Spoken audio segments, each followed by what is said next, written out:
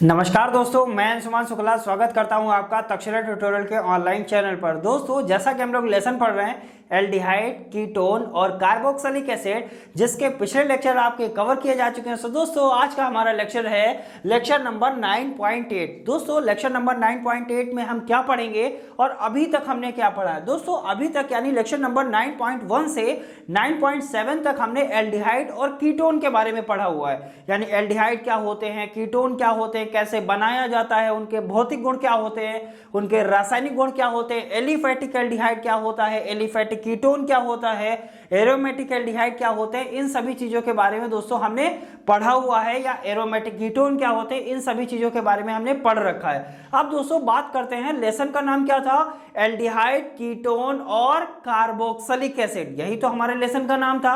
अब हमारे को बात करनी है कार्बोक्सिलिक एसिड के बारे में। आखिरकार ये जो कार्बोक्सिलिक एसिड होती है ये क्या होती है। फर्स्ट ईयर में आपने पढ़ा होगा कार्बोक्सिलिक एसिड का फॉर्मूला क्या होता था, RCOOH। यही तो बोलते थे, R होता था एल्किल ग्रुप, C होता था O होता है और H होता है। यानी COOH को क्या बोलते हैं, कार्बोक्सिलिक ग्रुप बोलते थे। और इसका अनुलग्न क्या होता था सर, ओइक अम्ल होता था। क्या होता था, ओइक अम्ल होता था। सो दोस्तों, इन्हीं चीजों की हम स्टार्ट करेंगे और इनको हम जानेंगे कि कार्बोक्सिलिक एसिड क्या होते हैं, कार्बोक्सिलिक एसिड को कैसे बनाया जाता है, उसके बनाने की विधियां क्या होती हैं। जब हम कार्बोक्सिलिक एसिड को बना लेंगे तब हम क्या बात करेंगे, सर कार्बोक्सिलिक एसिड के भौतिक गुण क्या होते हैं, फिर हम पढ़ेंगे कार्बोक्सिलिक एसिड के रासायनिक गुण क्या होते हैं। और इस क्रम को दोस्तों हम आगे बढ़ाते रहेंगे और अपने लेसन को भी हम एंड करेंगे। उसके बाद हमारे जो बचे हुए 4 लेसन है उनकी भी हम चर्चा करेंगे और अपने सिलेबस को एंड की तरफ हम लोग लेकर चलेंगे। सो दोस्तों, स्टार्ट करते हैं लेक्चर को और समझने की कोशिश करते हैं आखिरकार ये जो कार्बोक्सिलिक एसिड है इसको कैसे बनाया जाएगा। इनके बनाने की विधियां बारी बारी से देखते हैं। जैसा कि आप यहां पर कुछ रिएक्शन पीछे लिखी हुई देख रहे हैं, इन रिएक्शन को हम लोग पढ़ेंगे और इनके बारे में जानने की कोशिश करेंगे कि ये रिएक्शन हम कैसे करेंगे। सो दोस्तों, यहां पर पहली रिएक्शन लिखा है एल्डिहाइड के ऑक्सीकरण द्वारा। यानी हमको पढ़ना क्या है आज, कार्बोक्सिलिक एसिड के बारे में। फॉर्मूला हमने पहले ही बता दिया, COOH। यहां पर क्या लिखा है, COOH कार्बोक्सिलिक एसिड। अनुलग्न क्या होता है, ओइक अम्ल होता है। इसको बनाएंगे कैसे, पहले हमने कहा एल्डिहाइड के ऑक्सीकरण के द्वारा। अगर हम कह रहे हैं अपचयन, अपचयन का मतलब क्या होता है, वहां पर हाइड्रोजन से रिएक्शन होता है। और ऑक्सीकरण में क्या होता है, वहां पर ऑक्सीजन से रिएक्शन होता है। अब दोस्तों यहां पर हम क्या करने वाले हैं, एल्डिहाइड का ऑक्सीकरण। ये लिखा हमने यहां पर क्या है सर, ये एल्डिहाइड हो गया। अब इसका हमको करना क्या है, ऑक्सीडेशन यानी ऑक्सीकरण करना है। ठीक है, अच्छी बात है सर, हमने यहां पर ऑक्सीडेशन कर दिया। जब हम अपचयन करते हैं तो हाइड्रोजन से रिएक्शन कराते हैं, ऑक्सीडेशन करते हैं तो ऑक्सीजन से रिएक्शन कराते हैं। और उपस्थिति किसकी है, जैसा कि आपने इसको सुन भी रखा होगा, हमने रिएक्शन करवाई थी K2Cr2O7 और H2SO4 या Na2Cr2O7 प्लस H2SO4। K2Cr2O7 को क्या कहते थे, पोटेशियम परमैंगनेट कहते थे। सॉरी, K2Cr2O7 को क्या कहते थे, पोटेशियम डाइक्रोमेट कहते थे। और Na2Cr2O7 को क्या कहेंगे, सोडियम डाइक्रोमेट कहेंगे। क्या कहेंगे, सोडियम डाइक्रोमेट। अब हम बात करते हैं सर, ये एल्डिहाइड है, जब सोडियम डाइक्रोमेट और H2SO4 के साथ इसका क्या किया जाएगा, ऑक्सीडेशन किया जाएगा, तो हमको क्या मिल जाएगा, कार्बोक्सिलिक एसिड। सर एल्डिहाइड में क्या होता है, एक ही ऑक्सीजन होता है और कार्बोक्सिलिक एसिड क्या कहता है, हमारे पास 2 ऑक्सीजन होने चाहिए। तो यहां पर हमने 1 ऑक्सीजन से रिएक्शन कराया, यानी ऑक्सीडेशन इसका जब किया तो यहां पर 1 ऑक्सीजन ऐड हो गया और ये किस में कन्वर्ट हो गया, एल्डिहाइड हमारा कार्बोक्सिलिक एसिड में कन्वर्ट हो गया। और कार्बोक्सिलिक एसिड का फॉर्मूला क्या होता है, COOH, यही तो होता है। तो एल्डिहाइड का ऑक्सीडेशन कराने पर हमको क्या प्राप्त होता है, कार्बोक्सिलिक एसिड। अब यहां पर आप एल्डिहाइड में R की जगह कुछ भी लगा सकते हैं। R की जगह अगर CH3 लगा देंगे तो CH3CHO हो जाएगा। इसका ऑक्सीडेशन कराएंगे तो R की जगह CH3 लग जाएगा, CH3COOH हो जाएगा। यहां पर एसिटाल्डिहाइड से आप क्या बना सकते हैं सर, यहां पर जब CH3 लगा देंगे तो एसिटिक एसिड हो जाएगा। यही तो होता है कि नहीं होता है, सिंपल सी बात है सर। एल्डिहाइड का ऑक्सीकरण करने पर कार्बोक्सिलिक अम्ल प्राप्त होता है। ये उसकी क्या हो गई, लैंग्वेज हो गई। लैंग्वेज के बाद में हमने यहाँ पर क्या लिख लिया, रिएक्शन लिख लिया। लैंग्वेज हमने समझ लिया, रिएक्शन हमने लिख लिया और चीजें हमको अच्छी तरीके से क्लियर हो गई। अब बढ़ते हैं दोस्तों अगली रिएक्शन की तरफ और हम जानेंगे अगली रिएक्शन के द्वारा हमारे कार्बोक्सिलिक एसिड को कैसे बनाया जाएगा। नेक्स्ट रिएक्शन है एल्कोहल के द्वारा। पहले हमने किसका ऑक्सीडेशन किया, हमने किया एल्डिहाइड का ऑक्सीडेशन किया और कार्बोक्सिलिक एसिड को बनाया। अब हम करने जा रहे हैं ऑक्सीडेशन किसका, एल्कोहल का। चलिए एल्कोहल का पता है आपको, क्या लगाते हैं, OH लगाते हैं। ये क्या हो गया सर, ये आपका क्या हो गया, एल्किल ग्रुप हो गया। एल्किल ग्रुप के साथ अल्कोहल लगा हुआ है, इसका हमको क्या कराना है, ऑक्सीडेशन। और किसकी उपस्थिति में, KMnO4। KMnO4 को क्या बोलते हैं, पोटेशियम परमैंगनेट और पोटेशियम हाइड्रोक्साइड। इसकी उपस्थिति में अगर इसका ऑक्सीडेशन कराया जाएगा तो आपको एक माध्यमिक यौगिक मिलेगा और उसका नाम क्या होगा, RCOOK। क्या हो जाएगा, RCOOK होगा। अब इसका जब हम फिर से रिएक्शन होगा और किसकी उपस्थिति में, H2SO4 की उपस्थिति में, ये किस में कन्वर्ट हो जाएगा या किस में बदल जाएगा सर, COOH में परिवर्तित हो जाएगा। COOH का मतलब कार्बोक्सिलिक एसिड, यानी एल्कोहल का जब ऑक्सीडेशन कराते हैं तो हमको क्या मिलता है, कार्बोक्सिलिक अम्ल प्राप्त होता है। लेकिन कब, जब बीच में हमको क्या मिलेगा, माध्यमिक यौगिक के रूप में RCOOK मिल जाएगा। सो दोस्तों इस तरीके से हमने ये देखा, एल्डिहाइड का ऑक्सीडेशन कराने पर हमको कार्बोक्सिलिक अम्ल मिला, एल्कोहल का ऑक्सीडेशन कराने पर हमको कार्बोक्सिलिक अम्ल मिला। अब हम बात करते हैं अगली रिएक्शन, लिखा है ग्रिग्नार्ड अभिकर्मक के द्वारा, यानी ग्रिग्नार्ड अभिकर्मक का फॉर्मूला क्या होता है, RMgX। ये क्या होता है, ग्रिग्नार्ड अभिकर्मक। अब ग्रिग्नार्ड अभिकर्मक के द्वारा हम कार्बोक्सिलिक अम्ल को कैसे प्राप्त करेंगे, तो ग्रिग्नार्ड अभिकर्मक की हम रिएक्शन कराने वाले हैं किसके साथ, कार्बन डाइऑक्साइड के साथ। और कार्बन डाइऑक्साइड का फॉर्मूला क्या होता है सर, CO2। नाम सुना होगा इसका, नाम सेंसा नहीं है बल्कि क्या है, कार्बन डाइऑक्साइड है। कार्बन डाइऑक्साइड क्यों बोला, क्योंकि कार्बन डाइऑक्साइड, डाई का मतलब दो होता है, ऑक्सीजन दो, इसीलिए क्या बोलेंगे, कार्बन डाइऑक्साइड। अब CO2 को आप ऐसे लिखिए, या C लिखा, O लिखा, O लिखा, बात तो वही है। और हमने क्या कहा था सर, एक कार्बन कितने बॉन्ड बनाता है, 4। 2 बॉन्ड यहां बना रहा है, 2 बॉन्ड यहां बना रहा है, 4 बॉन्ड हो गए कि नहीं हो गए। यानी यहां से कार्बन डाइऑक्साइड ग्रिग्नार्ड अभिकर्मक के साथ जब रिएक्शन करेगा तो आपको एक योगात्मक यौगिक मिलेगा। और योगात्मक यौगिक आपको कुछ इस फॉर्मेशन में मिलेगा। जब इसका हम जल अपघटन करेंगे, यानी H2O से ये पुनः रिएक्शन करेगा, तो ये किसमें परिवर्तित हो जाएगा, COOH। यानी यहां से आपको क्या मिल जाएगा, कार्बोक्सिलिक अम्ल मिल जाएगा। और MgOHX, मैग्नीशियम हाइड्रोक्साइड हैलाइड, आपको क्या मिल जाएगा, प्राप्त हो जाएगा। अब दोस्तों हुआ क्या सर, ये ऑक्सीजन था, ये कार्बन था, ऑक्सीजन कार्बन को हमने ऐसे ही रखा। अब जब हम ग्रिग्नार्ड अभिकर्मक की हमने कई बार आपको रिएक्शन कराई है, तो ऑक्सीजन के साथ क्या लगा देते थे, MgX को लगाते थे। तो यहां से क्या हुआ सर, ये जो MgX है डबल बॉन्ड टूटेगा, किसमें टूटेगा, सिंगल बॉन्ड में। इस ऑक्सीजन के साथ क्या लग जाएगा, MgX। अब एक कार्बन कितने बॉन्ड बनाता है सर, आप कहेंगे 4 बॉन्ड बनाता है। अगर डबल बॉन्ड टूट गया तो कार्बन 3 ही बॉन्ड तो बना रहा है, इसका मतलब क्या होगा सर, कार्बन 1 बॉन्ड और बनाएगा।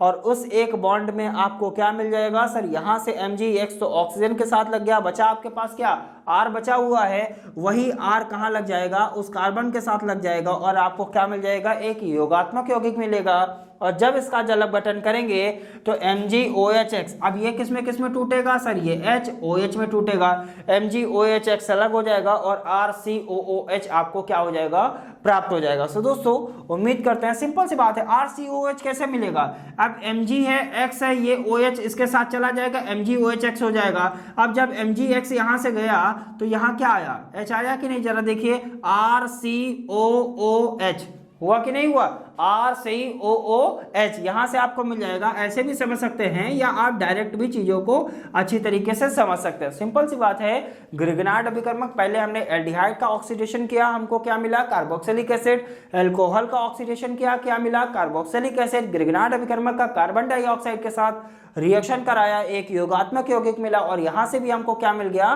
कार्बोक्सिलिक अम्ल मिल गया। नेक्स्ट रिएक्शन हम बात करते हैं ट्राई हैलोजन के जल अपघटन के द्वारा।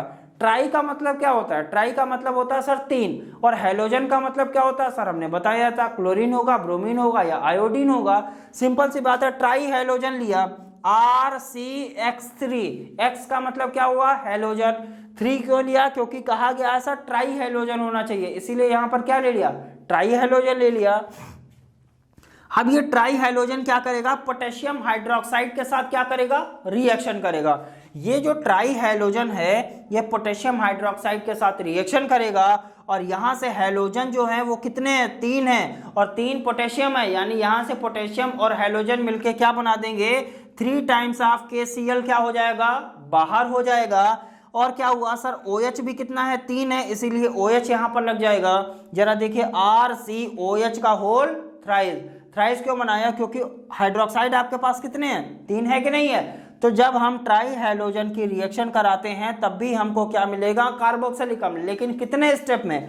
पहले ये जो ट्राई हैलोजन था पोटेशियम हाइड्रोक्साइड के साथ रिएक्शन करेगा, हैलोजन यहां से निकलेगा, OH यहां पर क्या होगा, ऐड होगा, ये मिला। उसके बाद ये पुनः रिएक्शन करेगा पोटेशियम हाइड्रोक्साइड के साथ और यहां से क्या निकल जाएगा, वाटर, फिर क्या मिल जाएगा RCOO, जैसा कि यहां पर मिला था। इसकी रिएक्शन पुनः अगर HCl अम्ल की उपस्थिति में अगर करा दी जाएगी तो आपको क्या मिल जाएगा सर, कार्बोक्सिलिक अम्ल मिल जाएगा। सो दोस्तों उम्मीद करते हैं कि रिएक्शन आपको अच्छी तरीके से समझ में आई होगी। ये रिएक्शन आपके लिए इंपॉर्टेंट भी है, ध्यान रखिएगा। इसका हमने एक एग्जांपल भी आपको नोट्स में दिया हुआ है, जैसा सभी को पता रहता है। वो नोट्स आपको कहाँ मिलते हैं, डिस्क्रिप्शन बॉक्स में नीचे लिंक दिया जाता है, लिंक पर जाते हैं, क्लिक करते हैं, PDF को डाउनलोड करते हैं, नोट से पढ़ाई जरूर करते हैं। सो दोस्तों पढ़ाई जरूर करते रहिएगा। इसका एग्जाम्पल भी हमने मेंशन किया हुआ है, वो आप नोट से भी पढ़ सकते हैं। सो दोस्तों बढ़ते हैं अगली रिएक्शन की तरफ और जानने की कोशिश करते हैं अन्य रिएक्शन के द्वारा कार्बोक्सिलिक अम्ल को कैसे बनाया जाएगा। सो दोस्तों बात करते हैं अन्य रिएक्शन की तरफ, जहां पर हमारे लिए अन्य रिएक्शन भी इंपॉर्टेंट है। वो रिएक्शन क्या है, पहली रिएक्शन यहाँ पर यानी रिएक्शन नंबर 5 क्या है, एस्टर के द्वारा। एस्टर के द्वारा हमको क्या प्राप्त करना है, कार्बोक्सिलिक एसिड। और एस्टर का फॉर्मूला भी हमने कई बार आपको बताया, RCOOR-। ठीक है, ये क्या होता है, एस्टर होता है। अगर यहां से एक O गायब कर दिया जाए तो क्या हो जाएगा, कीटोन हो जाएगा। एस्टर का मतलब यहां पर एक O और आ गया, इसका मतलब अब ये क्या हो गया, एस्टर हो गया। एस्टर के द्वारा हमको क्या प्राप्त करना है, कार्बोक्सिलिक एसिड। कब प्राप्त कर पाएंगे, जब इसकी हम वाटर के साथ रिएक्शन करा दें। सिंपल, इससे सिंपल रिएक्शन क्या होगी, जब एस्टर वाटर के साथ रिएक्शन करता है, H2SO4 की उपस्थिति में रिएक्शन करेगा तो आपको क्या देगा, कार्बोक्सिलिक एसिड देगा और यहां से आपको क्या मिल जाएगा सर, एल्कोहल मिल जाएगा। सिंपल सी रिएक्शन है, ध्यान दीजिएगा। एस्टर वाटर के साथ सल्फ्यूरिक एसिड की उपस्थिति में अभिक्रिया करके कार्बोक्सिलिक एसिड व एल्कोहल देता है। या ऐसे भी समझ सकते हैं सर, एस्टर के द्वारा एल्कोहल को कैसे प्राप्त किया जाएगा, तब भी आप रिएक्शन को कर सकते हैं। एस्टर की वाटर से रिएक्शन कराइए, H2SO4 की उपस्थिति में रिएक्शन करा देंगे, यहां से एल्कोहल और यहां से कार्बोक्सिलिक एसिड प्राप्त हो जाएगा। अब यहां से आप 2 रिएक्शन कर सकते हैं। नेक्स्ट रिएक्शन की बात करते हैं अम्ल एमाइड के द्वारा। क्या होता है अम्ल एमाइड, लिखा है सर RCONH2। एमाइड का ग्रुप क्या होता है, CONH2 ग्रुप को एमाइड बोलते हैं। अम्ल एमाइड यानी जब ये रिएक्शन करेगा एमाइड आपका वाटर के साथ, किसकी उपस्थिति में, HCl। यहां था H2SO4, यहां है HCl। सेम रिएक्शन इसीलिए हम ले लेते हैं ताकि आपके लिए इंपॉर्टेंट हो जाए। यहां पर भी H2O था, यहां पर भी H2O है, यहां पर क्या था सर, एस्टर था, यहां पर क्या है, एमाइड है। एमाइड वाटर के साथ रिएक्शन करेगा, HCl अम्ल की उपस्थिति में करेगा और क्या देगा सर, कार्बोक्सिलिक एसिड देगा और यहां से NH4Cl, it means ammonium chloride देता है। क्या देगा, NH4 को क्या बोलते हैं, अमोनियम, और Cl को क्या बोलते हैं, क्लोराइड बोलते हैं। यहां से आपको क्या मिल जाएगा, अमोनियम क्लोराइड प्राप्त हो जाएगा। सो दोस्तों उम्मीद करते हैं ये भी रिएक्शन आपको अच्छी तरीके से क्लियर हो गई होगी। बढ़ते हैं आगे की तरफ। दोस्तों नेक्स्ट रिएक्शन जो है वो आपके लिए क्या है, इंपॉर्टेंट है। क्यों इंपॉर्टेंट है, किस लिए इंपॉर्टेंट है, इसको भी जानने की कोशिश करेंगे। इसको बोलते हैं मैलोनिक अम्ल। क्या बोलते हैं, मैलोनिक एसिड से कार्बोक्सिलिक अम्ल को प्राप्त कीजिए। तो मैलोनिक एसिड का फॉर्मूला कार्बन होगा COOH, COOH, यहां पर H, यहां पर H। इसको क्या बोलते हैं, मैलोनिक एसिड। अब मैलोनिक एसिड को जब हम क्या करेंगे, गर्म करेंगे तो हमको क्या मिल जाएगा, कार्बोक्सिलिक एसिड। और कार्बोक्सिलिक एसिड में कौन सा एसिड मिलेगा, एसिटिक एसिड मिलेगा। क्या मिलेगा, एसिटिक एसिड मिलता है और यहां से कार्बन डाइऑक्साइड क्या हो जाती है, बाहर हो जाती है। कार्बन डाइऑक्साइड मतलब ये CO2 यहां से बाहर हो जाएगी। सो दोस्तों जब यहां से 2 O बाहर हो गए तो यहां से क्या हुआ, कार्बन डाइऑक्साइड निकला CO2, यहां से 2 O थे, ये 2 O और एक कार्बन बाहर हो गया तो यहां पर बचा क्या, जरा देखिए ध्यान से। तो यहां पर क्या बचा, H ही तो बचा हुआ है, ये H यहां पर हो जाएगा तो C, 1H, 2H, 3H, CH3 हो जाएगा, COOH हो जाएगा। इसीलिए यहां से इसको इस तरीके से भी हम लिख सकते हैं COOH। यहां से कार्बन डाइऑक्साइड क्या होगा, बाहर होगा। जब कार्बन डाइऑक्साइड बाहर जाएगा तो बचेगा क्या, केवल हाइड्रोजन बचेगा, इसीलिए CH3 हो जाएगा। CH3 होने के साथ ये क्या हो जाएगा, एसिटिक एसिड हो जाएगा। जैसे ये एसिटिक एसिड हुआ तुरंत यहाँ पर क्या होगा सर, मैलोनिक एसिड को गर्म करने पर आपको क्या मिल जाएगा, एसिटिक अम्ल मिल जाता है और यहाँ से कार्बन डाइऑक्साइड क्या हो जाती है, बाहर हो जाती है। सो दोस्तों उम्मीद करते हैं कार्बोक्सिलिक एसिड कैसे प्राप्त किया जाएगा, इसकी बनाने की विधियां क्या हैं, इन लगभग 6 से 7 विधियां हमने कराई हुई हैं। 7 विधि हैं, 7 विधियां आप अच्छे से पढ़ेंगे, इन विधियों को आप प्रैक्टिस करेंगे, प्रैक्टिस करते रहेंगे, तभी रिएक्शंस आपकी तैयार होते रहेंगे। अब दोस्तों बढ़ते हैं आगे की तरफ। दोस्तों एक रिएक्शन हम कराने वाले हैं, अब इसे बोलते हैं HVZ अभिक्रिया। नाम सुनिएगा, HVZ अभिक्रिया। क्या होती है HVZ अभिक्रिया, क्या होती है इसकी फुल फॉर्म, क्या होती है इसकी थ्योरी, इसके बारे में भी जानेंगे। सो दोस्तों इन रिएक्शंस को हटाते हैं, बढ़ते हैं HVZ रिएक्शन की तरफ। सो दोस्तों बात करते हैं HVZ अभिक्रिया। क्या होती है ये अभिक्रिया और इसके बारे में हमको क्यों जानना जरूरी है, इसके बारे में भी हम जानेंगे। लिखा हुआ है HVZ अभिक्रिया, हेल-फोलार्ड-जेलिंस्की अभिक्रिया। नाम ध्यान रखेंगे, हेल-फोलार्ड-जेलिंस्की अभिक्रिया, इसे क्या बोलते हैं, HVZ अभिक्रिया। क्या होती है ये, लिखा है सर लाल फास्फोरस, क्या लिखा गया है, लाल फास्फोरस। फास्फोरस का मतलब पी को क्या बोलते हैं, फास्फोरस बोलते हैं। लाल फास्फोरस या आयोडीन की अल्प मात्रा की उपस्थिति में, लाल फास्फोरस हो या आयोडीन हो, लेकिन उसकी अल्प मात्रा की उपस्थिति में या उसकी कम मात्रा की उपस्थिति में उच्च ताप पर, यानी ताप कैसा होना चाहिए, उच्च होना चाहिए, उच्च ताप पर कार्बोक्सिलिक अम्ल की क्लोरीन या ब्रोमीन से अभिक्रिया कराने पर अल्फा क्लोरो या अल्फा ब्रोमो अम्ल बनते हैं। सिंपल सी बात है, लैंग्वेज समझिएगा। HVZ अभिक्रिया में हमको बताया गया है, हेल-फोलार्ड-जेलिंस्की अभिक्रिया में हमको क्या बताया गया सर, लाल फास्फोरस की उपस्थिति हो या आयोडीन की उपस्थिति हो, लेकिन इसकी अल्प उपस्थिति होनी चाहिए, यानी कम मात्रा में ये उपस्थित होना चाहिए। ठीक है, अच्छी बात है। फिर क्या कहा गया सर, जो कार्बोक्सिलिक एसिड होता है उसको उच्च ताप पर जब हम क्या करते हैं, गर्म करते हैं, तो हमको क्या मिलता है, तो अगर हम उसकी रिएक्शन क्लोरीन से करा रहे हैं, यानी उच्च ताप पर उसकी अगर क्लोरीन से अभिक्रिया कराएंगे तो हमको क्या मिलेगा, अल्फा क्लोरो अम्ल मिलेगा। अगर उच्च ताप पर उसकी रिएक्शन हम करा देंगे ब्रोमीन से तो अल्फा ब्रोमो अम्ल मिलेगा। एक बार फिर से सुनिएगा, कहा गया है हेल-फोलार्ड-जेलिंस्की अभिक्रिया में कि जब हम कार्बोक्सिलिक अम्ल की क्लोरीन या ब्रोमीन, नाम सुनिए, जब हम कार्बोक्सिलिक अम्ल की क्लोरीन या ब्रोमीन की उच्च ताप पर अभिक्रिया कराते हैं, किसकी उपस्थिति में, हम लाल फास्फोरस की उपस्थिति में या आयोडीन की उपस्थिति में जब हम रिएक्शन कराते हैं, तो अगर क्लोरीन की उपस्थिति में रिएक्शन कराया है तो अल्फा क्लोरो अम्ल मिलेगा, अगर ब्रोमीन की उपस्थिति में रिएक्शन कराया है तो अल्फा ब्रोमो अम्ल मिलेगा। आइए दोस्तों देखते हैं ये कैसे मिलेगा। ये क्या रहा आपका कार्बोक्सिलिक एसिड, नो प्रॉब्लम, सभी को फॉर्मूला पता है, RCH2COOH, क्या हो गया, कार्बोक्सिलिक एसिड हो गया। इसकी रिएक्शन करा रहे हैं हम लाल फास्फोरस, यहां पर हमने लाल फास्फोरस लिया, आपका मन है तो यहां पर आप आयोडीन भी ले सकते हैं। इसकी रिएक्शन हम करा किससे रहे हैं, क्लोरीन से, तो इसका मतलब जो हमको मिलेगा वो अम्ल कैसा होगा, क्लोरो अम्ल होगा। क्या नाम होगा इसका, यहां से आपको मिलेगा क्लोरो अम्ल। अगर हम रिएक्शन यहीं पर ब्रोमीन से करा देते तो क्या मिल जाता, ब्रोमो अम्ल मिल जाता। अब यहां से क्या होगा सर, एक H क्या होगा, बाहर निकलेगा और एक Cl के साथ मिलके क्या बना देगा, HCl बना देगा, और जो एक Cl बचा हुआ है वो उस एक हाइड्रोजन की जगह पर क्या हो जाएगा, लग जाएगा। या इसको कुछ इस तरीके से हम लिख सकते हैं, RCHClCOOH, कुछ इस तरीके से लिख सकते हैं कि नहीं, जरा देखिए RCHClCOOH। जरा इसकी बात करेंगे तो यहां पर क्या हुआ सर, हमने कहा ये था, ये आपका क्या है, कार्बोक्सिलिक एसिड है। इसकी रिएक्शन आप करा रहे हैं किसके साथ, क्लोरीन के साथ। उपस्थिति किसकी है सर, कह रहे हैं लाल फास्फोरस होना चाहिए या आयोडीन की उपस्थिति में जब आप रिएक्शन कराएंगे तो ये क्लोरीन, दो क्लोरीन है कि नहीं है, एक क्लोरीन यहां पर है, एक क्लोरीन यहां पर है, ये वाला हाइड्रोजन इस वाले क्लोरीन के साथ क्या बना देगा, HCl बना देगा, और ये वाला जो बचा हुआ क्लोरीन है वो इस वाले हाइड्रोजन की जगह पर क्या हो जाएगा, लग जाएगा। तो क्या हुआ, RCHClCOOH। इसे ही क्या बोलते हैं सर, इसे बोलेंगे अल्फा क्लोरो अम्ल। क्या बोलेंगे, अल्फा क्लोरो अम्ल। अगर यहाँ पर हम रिएक्शन करा दे ब्रोमीन के साथ, तो यहाँ ब्रोमीन का मतलब Br2 के साथ रिएक्शन कराएंगे तो यहाँ पर क्लोरो नहीं लगेगा बल्कि क्या लग जाएगा, ब्रोमो लग जाएगा। तो यहाँ पर आपको कौन सा अम्ल प्राप्त हुआ, अल्फा क्लोरो अम्ल। यहाँ तक की तो कहानी समझ में आ गई।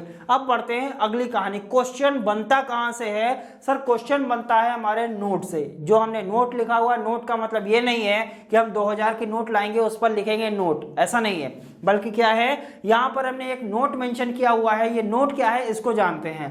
लिखा है सर अल्फा कार्बन परमाणु पर। अल्फा कार्बन परमाणु का मतलब क्या हुआ सर, इस वाले कार्बन की बात कर रहा है, यानी अल्फा कार्बन परमाणु पर हैलोजन की संख्या बढ़ाने पर, अल्फा कार्बन परमाणु पर हैलोजन की संख्या बढ़ाने पर हैलोजनी अम्ल की प्रबलता बढ़ती है। ध्यान दीजिएगा, कहा है अल्फा कार्बन परमाणु पर अगर हैलोजन की संख्या बढ़ेगी तो क्या होगा सर, वो जो अम्ल है उसकी प्रबलता क्या हो गई, बढ़ जाएगी। उसकी प्रबलता क्या हो जाएगी, बढ़ जाएगी।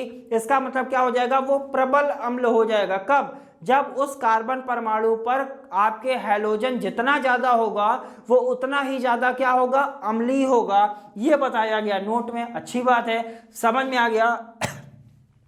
अब ये भी क्या है आपका कार्बोक्सिलिक अम्ल, ये भी क्या है आपका कार्बोक्सिलिक अम्ल, ये भी क्या है आपका कार्बोक्सिलिक अम्ल, और ये भी क्या है आपका कार्बोक्सिलिक अम्ल। पहले हम इसको हटा देते हैं। दोस्तों ये तीनों के तीनों आपके क्या हैं, कार्बोक्सिलिक एसिड हैं। अब हम आपसे पूछे इन सभी में आप ये बताइए इसमें कौन सबसे ज्यादा अम्लीय है और कौन सबसे कम अम्लीय है। तो आपको कौन सी रिएक्शन याद आएगी, HVZ अभिक्रिया। HVZ अभिक्रिया में सर ने हमको एक नोट बताया था और कहा था अल्फा कार्बन परमाणु पर जितना ज्यादा हैलोजन होगा वो उतना ही ज्यादा क्या होगा, अम्लीय होगा। अल्फा कार्बन परमाणु ये है कि नहीं है, जरा ध्यान दीजिए कैसे है। ये C रहा, ये H रहा, ये H रहा और ये H रहा और ये COOH है। ठीक है, अब जरा देखिए ये अल्फा कार्बन परमाणु हो गया। हम आपसे पूछे सर ये अम्लीय होगा कि नहीं होगा, तो आप क्या कहेंगे सर ये सबसे कम अम्लीय होगा। क्यों, क्योंकि बताया गया कि अगर हैलोजन की संख्या बढ़ाएंगे तो वो क्या होगा, अम्लीय होगा। इसका मतलब अगर हैलोजन की संख्या कम है तो वो अम्लीय नहीं होगा या सबसे कम होगा। क्या यहाँ पर कहीं पर भी हैलोजन लगा हुआ है, तो आंसर क्या होगा सर, यहाँ हैलोजन नहीं लगा है। अगर नहीं लगा है तो इसका मतलब ये क्या होगा, सबसे कम अम्लीय होगा। अब बात कर रहे हैं सर इसकी, कह रहा कार्बन एक है, हाइड्रोजन कितने हैं, 2 और एक हैलोजन आ गया। इसका मतलब यहाँ पर एक हैलोजन आ चुका है। अब हम आपसे पूछे सर ये अम्लीय ज्यादा है कि ये ज्यादा अम्लीय है, तो क्या बताया गया, अल्फा कार्बन परमाणु पर हैलोजन अगर बढ़ेगा तो वो अम्लीय क्या हो जाएगा, अम्लीय होने लगेगा। इसका मतलब अब ये क्या हो जाएगा, अम्लीय हो जाएगा। इसका मतलब ये सबसे कम अम्लीय है। उसके बाद अम्लीय कौन आएगा, ये वाला आएगा। नेक्स्ट अब कह रहे हैं हैलोजन कितने आ गए, 2। अब जरा देखिए अल्फा कार्बन परमाणु पर तो ही हैलोजन बढ़ा रहे हैं, यहां से एक हाइड्रोजन और हटाया, यहां पर एक हैलोजन और लगा दिया। अब जरा देखिए इस कार्बन पर कितने हैलोजन लगे हुए हैं, 2। हैलोजन की संख्या हम क्या कर रहे हैं, बढ़ा रहे हैं। पहले हैलोजन एक भी नहीं था, फिर एक हैलोजन आया, अब कितने हैलोजन आ गए, 2 हैलोजन आ गए। इसका मतलब अल्फा कार्बन परमाणु पर जितना ज्यादा हम हैलोजन बढ़ाएंगे उतना ही ज्यादा वो क्या होगा, अम्लीय होगा। इसका मतलब ये क्या होगा, अम्लीय होगा। किससे, इससे अम्लीय कौन होगा, ये वाला होगा। अब इसकी बात करें, यहां देखिए जरा कितना हैलोजन है, 3 हैलोजन है। ठीक है, हैलोजन का मतलब क्लोरो। ठीक है, अगर क्लोरो लगाना है क्लोरो लगाइए, ब्रोमो लगाना है ब्रोमो लगाइए, है तो हैलोजन ही। अब यहां पर इस अल्फा कार्बन परमाणु पर कितना ज्यादा हैलोजन हो गया, 3 हैलोजन हो गया कि नहीं। जब 3 हैलोजन हो गया इसका मतलब ये सबसे ज्यादा क्या होगा, अम्लीय होगा। और कहा क्या गया नोट में, सर अल्फा कार्बन परमाणु पर हैलोजन की संख्या बढ़ाने पर हैलोजनी अम्ल की प्रबलता बढ़ती है। और कैसे बढ़ती है ये आपको अच्छे से क्लियर हो गया होगा। इसका मतलब क्या हुआ सर, इसको हटाते हैं।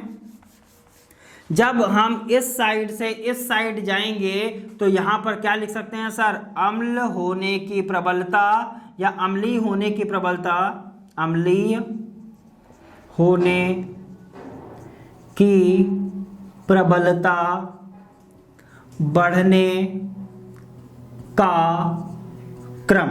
लिख सकते हैं कि नहीं लिख सकते हैं, बिल्कुल लिख सकते हैं। यानी जब हम इधर से इधर जा रहे हैं तो ये अम्लीय होने की प्रबलता क्या हो रही है, बढ़ रही है, इसीलिए हमने क्या लिखा, बढ़ने का क्रम। क्वेश्चन घुमा सकता है, क्वेश्चन कहेगा इन चार में आप ये बताइए कौन सबसे ज्यादा अम्लीय है या कौन सबसे कम अम्लीय है, या अम्लीय होने का बढ़ता हुआ क्रम क्या है या अम्लीय होने का घटता हुआ क्रम क्या है। वो इस नोट के अकॉर्डिंग, जब तक आपको HVZ अभिक्रिया नहीं पता होगी तब तक आप इस तरीके को क्वेश्चंस को नहीं कर पाएंगे।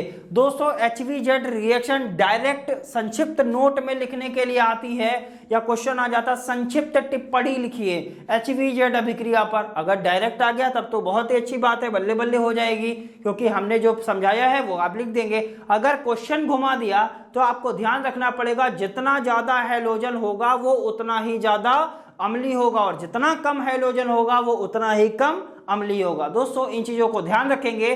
बढ़ते हैं आगे की तरफ। तो दोस्तों बात करते हैं, अभी तक हमने तो ये जाना कि जितना ज्यादा हैलोजन बढ़ाएंगे उतना ही ज्यादा अम्ल की प्रबलता क्या होगी, बढ़ेगी। अब हम बात करते हैं, अगर हमने सारे के सारे हैलोजन मेंशन कर दिए, हमने सारे के सारे हैलोजन मतलब फ्लोरीन भी ले लिया, क्लोरीन भी ले लिया, ब्रोमीन भी ले लिया, आयोडीन भी ले लिया, एस्टेटिन होता नहीं है तो फ्लोरीन, क्लोरीन, ब्रोमीन और आयोडीन, इस तरीके से आपको कार्बोक्सिलिक एसिड दे दिया और आपसे ये कहा आप ये बताइए इसमें कौन सबसे ज्यादा अम्लीय होगा और कौन सबसे कम अम्लीय होगा।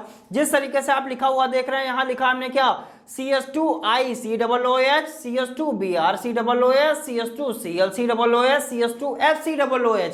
इसका मतलब हम आपसे पूछे इसमें कौन सबसे ज्यादा अम्लीय है और कौन सबसे कम अम्लीय है। तीनों के तीनों आपके जो चारों के चारों हैं वो सब क्या हैं, कार्बोक्सिलिक एसिड हैं कि नहीं है, बिल्कुल हैं, सारे के सारे क्या हैं, कार्बोक्सिलिक एसिड।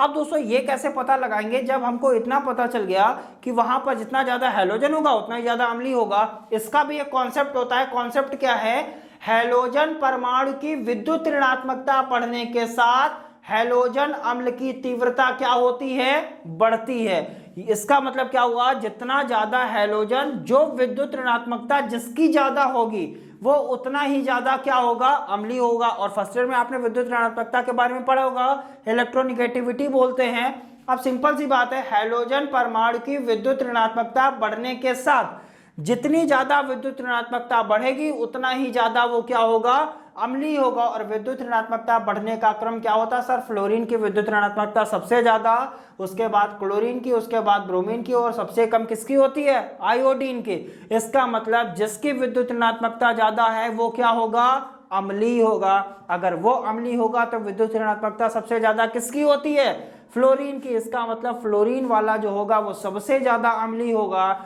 उसके बाद कौन आता है, क्लोरीन वाला, उसके बाद कौन आता है, ब्रोमीन वाला, और उसके बाद कौन आता है, आयोडीन वाला। अगर हम इधर से इधर जाएं तो आप क्या कहेंगे सर, अम्लीय प्रबलता बढ़ने का क्रम है। ये क्या है, प्रबलता, यहां पर लिख लेंगे अम्लीय प्रबलता का क्रम है कि घटने का। सर फ्लोरीन से हम आ रहे हैं आयोडीन की तरफ, इसका मतलब ये प्रबलता घटने का क्रम है। कैसा क्रम है, घटने का क्रम। क्यों घटने का क्रम है, क्योंकि बताया गया जिसकी विद्युत ऋणात्मकता ज्यादा वो उतना ही ज्यादा अम्लीय। सर फ्लोरीन की विद्युत ऋणात्मकता सबसे ज्यादा होती है और आयोडीन की विद्युत ऋणात्मकता सबसे कम होती है। अगर फ्लोरीन से आयोडीन की तरफ जाएंगे तो इसका मतलब वो क्रम कैसा हो जाएगा, घटने का क्रम। और अगर आयोडीन से हम जा रहे हैं किधर, फ्लोरीन की तरफ, तो अम्लीय प्रबलता बढ़ने का क्रम क्या हो जाएगा, अम्लीय प्रबलता बढ़ने का क्रम हो जाएगा। क्यों हो जाएगा, क्योंकि हमको पता सर अब आयोडीन के बाद Br, Br के बाद Cl और उसके बाद F आएगा। F का मतलब F की विद्युत ऋणात्मकता क्या होती है, सबसे ज्यादा होती है। जिसकी विद्युत ऋणात्मकता जितनी ज्यादा वो उतना ही ज्यादा अम्लीय। दोस्तों ये बेसिक कॉन्सेप्ट है, आप ध्यान रखिएगा, क्वेश्चन यहीं से गलत होते हैं। इन क्वेश्चन को आप बिल्कुल भी गलत नहीं करेंगे, इसकी समझ आपको बहुत ही अच्छी तरीके से बनानी भी है। दोस्तों ये सारी चीजें जैसा भी हमने डिस्कस किया है वो सारी चीजें आपको हैंड रिटेन नोट्स में मिल जाएंगी। जैसा सभी को पता रहता है वो हैंड रिटेन नोट्स आपको कहाँ मिलते हैं, डिस्क्रिप्शन बॉक्स में नीचे लिंक दिया जाता है, लिंक पर जाते हैं, क्लिक करते हैं, PDF को डाउनलोड करते हैं, नोट से पढ़ाई जरूर करते हैं। सो दोस्तों मिलेंगे नेक्स्ट लेक्चर में कुछ और नए टॉपिक के साथ, तब तक के लिए बहुत बहुत धन्यवाद।